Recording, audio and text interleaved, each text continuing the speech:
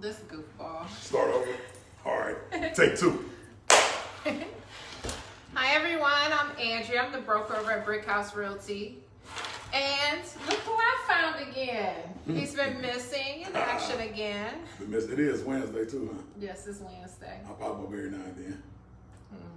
So today, we're on Wednesdays we like to talk about like real estate investing.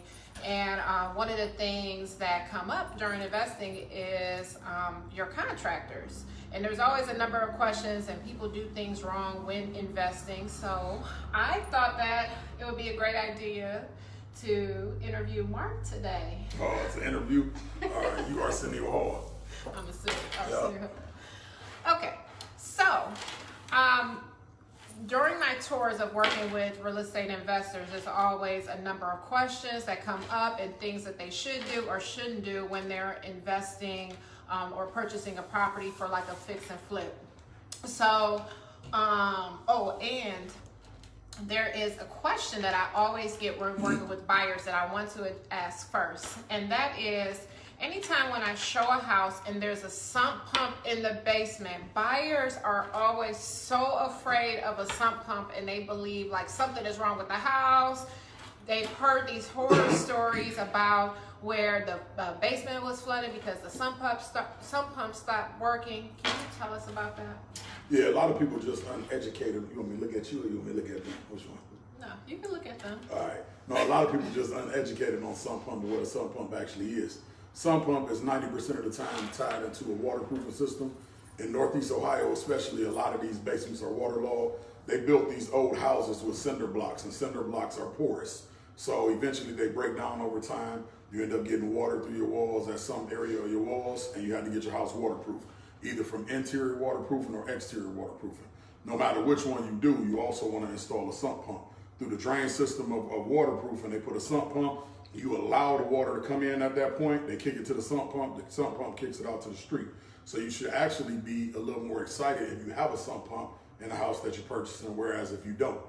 Most newer houses that are built, when we build new construction, we put sump pumps in every house, waterproof every house. So you should actually be more impressed if you're buying a house with a sump pump, as in being worried. The only concern about a sump pump is, the only mistake I see people make is they don't get backup batteries for their sump pump. So basically, if the power goes out or the sump pump goes bad or something like that, they don't have anything to tell them, or they don't have a backup battery if the power goes out. So you may get water in your basement and things like that, but it's really rare. They usually last a long time, and like I say, definitely get a backup battery. I recommend it. So you definitely need to check your backup battery from time to time to make sure that it's like charged. And then the other piece of it too is what you should be concerned about, or what I really see is if the home is in a flood area, it may have a sump pump, but if it's in a flood area, you will know because your insurance company is going to require that you have flood insurance on the property. And those are areas where it's more likely to have water issues in the basement. Okay. So my next question for you. Far away, I can't see what that say. You are the best. He's not the best. Oh, I'm the best. No. You see that? I'm the best. Who are you talking to? He was talking to me. No, Sal, you were talking to me, right? That was Sal. Right. I know Sal was talking to me. Sal, I am the best. But you're pretty good too, Sal. So what advice can you also give to someone that is buying a property and fixing it? How should they start the process, when they first get that home? This woman here, Patricia Wilson, how do you add a backup battery? Hey, you gonna get this is what you gonna get. All right, well, I'm sorry, what was your question?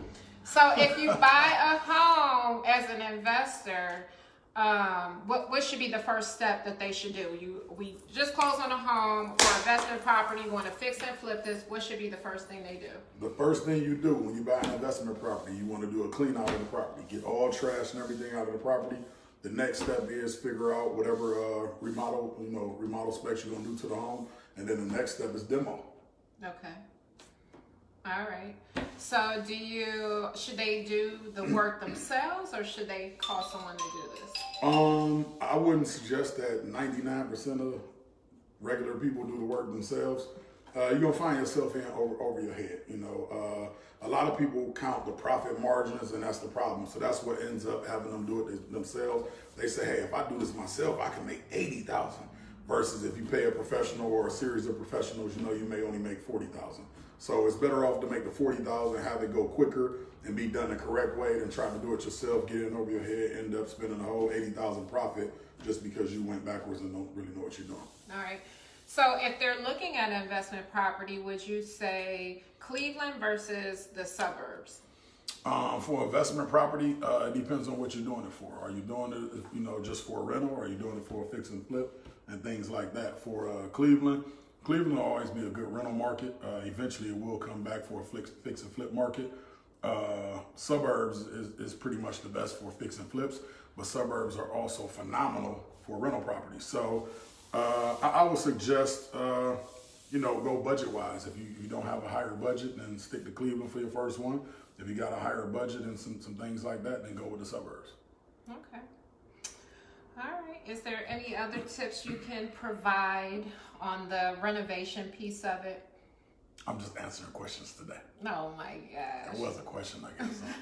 I got a whole lot of knowledge caked up in here, so I can't just spit it off right now. We'll be on here for 4 days, and I got to watch Nipsey's funeral tomorrow on TV, so I can't be here that long. I wonder if that gonna be televised, huh? Probably. Probably. All right. Okay. So if you... No, ask me another question. You ask me something specific. The other thing about the suburb too, though, is just keep that in mind. You may want to resell the property one day, and the resale in the suburb is always going to be greater than the inner city. Okay, I do have another question. I'm ready. What about foundations, if it has a cracked foundation? If it has a cracked foundation and you're looking at that property, for the average investor, I would say run. I see that all the time. If you're a novice, I would say run. If you have somebody that deals in foundation work or waterproofing and things like that, it's no sweat. We have had cases where we have to jack the whole house up, rebuild the whole foundation, do the waterproofing while we got that done. So it's not an issue for us. But the average investor, that could be a large expense that you don't account for. You may see a cracked foundation and think, hey, we can replace some bricks here. It's a little more expensive than that. So I would say for the novice, that's something you probably should pass on.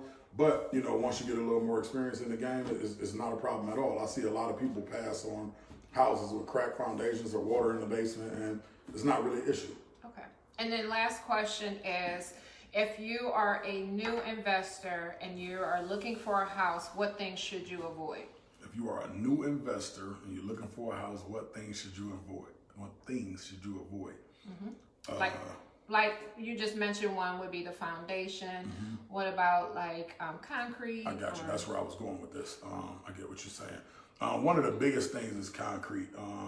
You may have an unlevel driveway and things like that. In cities, especially suburbs, they crack down on that a lot.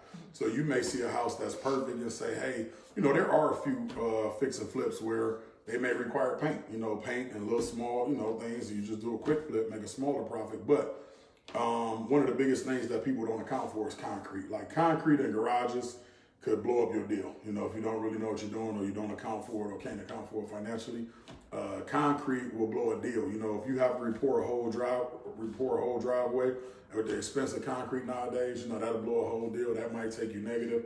That might tap into your profit and all of that. So the driveways are one of the biggest things. I would be more concerned about a driveway, than I would even a foundation. So that's not a cheap expense anymore. Concrete has gone through the roof. Guys want a tremendous amount, and contractors want a tremendous amount for concrete at this point. So that is a big issue at this point. And then one tip that I want to give is, the thing that I see is, as an investor, you have to realize that not everyone has that sense of design and style. So a lot of times I'm going into properties, a lot of times I'm going into properties and it's like, what were they thinking? The color is off, the design, the materials that they chose for the property. It should have been different finishes. There's a lot of companies, there's real estate agents that you can work with that is, here we are. I've been through enough properties to know what updates should be made to the property, how things should look. So, you can absolutely reach out to a real estate agent to help and give you some tips that's going to maximize your profits. So keep in mind, those real estate agents tour properties daily. So they see what works, what doesn't work. They see different ideas. They may not be a stylist or anything like that or a home decorator, but they see different ideas. They see what's beautiful, and it stems from that and gives them better ideas. One of the biggest downfalls, speaking on that subject, that I see is a lot of people who renovate homes, and may be a male investor, and that male is knowing the design. So he actually makes it like a male design, and that's a big turnoff for women. You know, a woman's bathroom is totally different than a man's bathroom, usually. You know, a woman's kitchen is totally different than a male's kitchen. You know, you can have a happy medium, but a male can usually appreciate the nice designs that a woman would do too, but usually a woman can't appreciate the average male's design. So you got to keep that in mind, and keep in mind, not just your style or what you would want to have as a home, just a general, baseline of what a homeowner will be looking for to make a quick return and a flip on that property. Okay. All right. Well, if you have any other questions, feel free to reach out to me. I can be reached at 216-220-7886. If you're an investor, if you want to get started in the business, don't know where to start, I'm your girl. We're your #1 real estate resource if you're buying, selling, or investing, or fixing homes. Or if you want to just see me on more live videos, I could do I could do some of everything on live video. We can just get live, It ain't no music on right now, but I can sing. I can sing too, though. Oh, okay. A chair is still a chair. On that note, it's time for us to go. Even when there's no one, sit. Oh, Thank okay. you. All right, man. Oh, You man. get a bad note. Oh, man.